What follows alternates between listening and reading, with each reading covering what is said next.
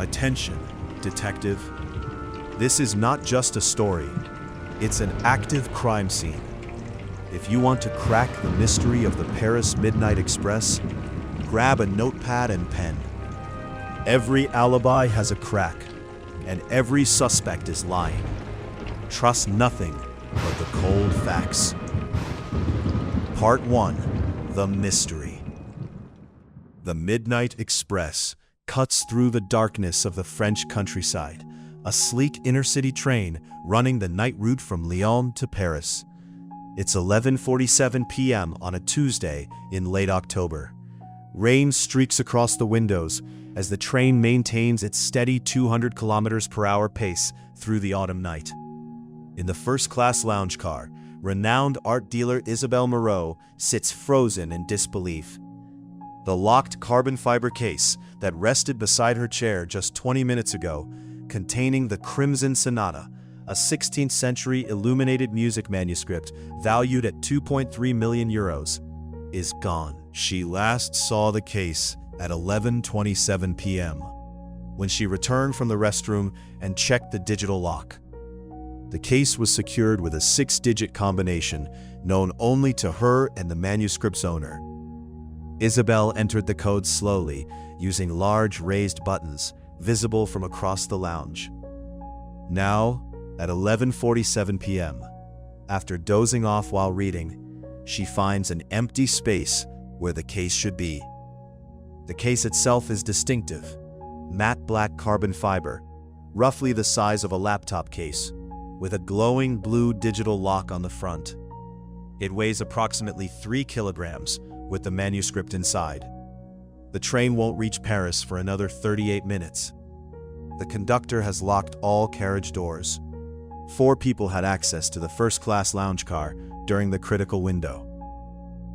The 4 suspects. A. Leon Baptiste, retired orchestra conductor, 67.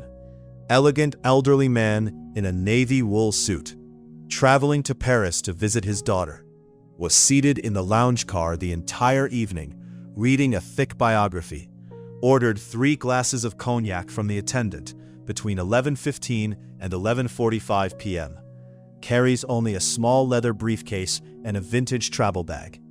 His vintage travel bag looks unusually rigid and box-shaped. Seemed irritated when Isabelle's phone rang twice earlier in the evening, has a pronounced limp, and walks with a wooden cane. B. Nadia Ozturk, tech consultant, 34, sharp-dressed woman in business attire with a sleek black rolling suitcase, was working on her laptop in the lounge until 11:35 p.m., took a phone call and stepped into the corridor at 11:30 p.m., returned at 11:38 p.m. Her rolling suitcase is identical in color and similar in size to Isabelle's manuscript case. Seemed nervous, checking her watch frequently. When questioned, she mentions she's carrying sensitive prototypes for a client meeting. Was seen speaking quietly with the train attendant earlier. C. Hugo Rainfall, mystery novelist, 42, disheveled appearance, wearing a wrinkled gray cardigan and jeans. British expat living in Lyon, traveling to Paris for a publishing meeting. Spent most of the evening typing frantically on an old laptop. Left the lounge car at 11:25 p.m., claiming he needed to walk and think. Returned at 11:50 p.m., carrying a paper coffee cup from the cafe car. Has a large canvas messenger bag that appears fuller than when he first sat down. Made comments earlier about researching art heists for his next novel. D. Simone Vacher, train attendant, 29, petite woman in a standard SNCF uniform. Has been serving the first-class lounge all evening. Holds a master key that accesses all first-class compartments. Was seen entering and exiting the service closet directly behind where Isabelle sat at 11:40 p.m. The closet is routinely used between every drink service. Seemed flustered when Isabelle discovered the theft. Her shift ends when the train arrives in Paris. Has worked this route for only 3 weeks. The clues. Clue 1. The service closet. The service closet directly behind Isabel's seat has a small window that opens onto the corridor. At 11:40 p.m., Simone entered this closet and emerged 90 seconds later. The closet contains linens, miniature liquor bottles, and cleaning supplies. When examined after the theft, a stack of white table linens near the window appears disturbed, with one cloth partially on the floor. Clue 2. The coffee cup timeline. Hugo left the lounge at 11:25 p.m. and returned at 11:50 p.m. carrying a coffee cup. The cafe car is 4 carriages away, a journey that should take approximately 6 to 8 minutes round trip, even with ordering. He was gone for 25 minutes. When asked about the delay, Hugo says he got lost in thought in the observation area. Clue 3. Nadia's phone call. Nadia received a phone call at 11:30 p.m. She stepped into the corridor, and through the glass door, Isabel could see her pacing while speaking in what appeared to be Turkish. Her rolling suitcase remained in the lounge car beside her seat. Nadia returned at 11:38 p.m., an 8-minute call.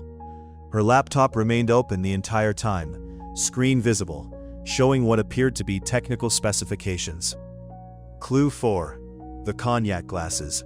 Leon ordered 3 cognacs during the critical period. Simone delivered them at 11:16 p.m., 11:29 p.m., and 11:43 p.m. Each time, she had to walk past Isabel's chair to reach Leon, who sat in the far corner. Security footage from the corridor camera, which captures people entering, exiting the lounge, but not the interior, shows Simone entering the lounge at these exact times, plus 1 additional entry at 11:40 p.m. Clue 5. The weight problem. The manuscript case weighs 3 kilograms. Simone is petite, approximately 52 kg, 160 centimeters tall, and appears to carry only her service items. Hugo's messenger bag, when he left at 11:25 p.m., hung loosely from his shoulder.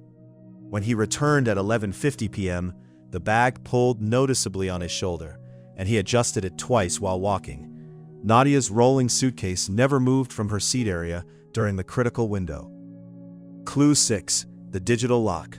The manuscript case's digital lock shows no signs of forced entry. The lock has a feature. After 3 incorrect attempts, it triggers a 90-second alarm, a loud, distinctive beeping. No one heard any alarm during the evening. The lock also maintains a log of the last successful opening. It shows 6:47 p.m. in Lyon, when Isabel secured the manuscript before boarding. Clue 7. The limp and the cane. Leon's wooden cane rests against his chair throughout the evening. At 11:52 p.m., when the conductor questions everyone, Leon stands up and walks toward Isabel without any limp whatsoever. When this is pointed out, he looks confused for a moment, then quickly sits back down and retrieves his cane, resuming the limping gait. He claims the cognac helped with the pain. Before the final reveal, hit like and subscribe to join our detective squad.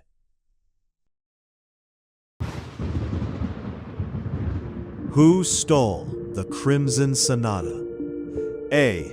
Leon Baptiste, the conductor who faked his injury. B. Nadia Öztürk, the consultant with the identical suitcase. C. Hugo Rainfall, the novelist researching art heists. D. Simone Vacher, the new train attendant with the master key. Click on the correct answer and face the consequences.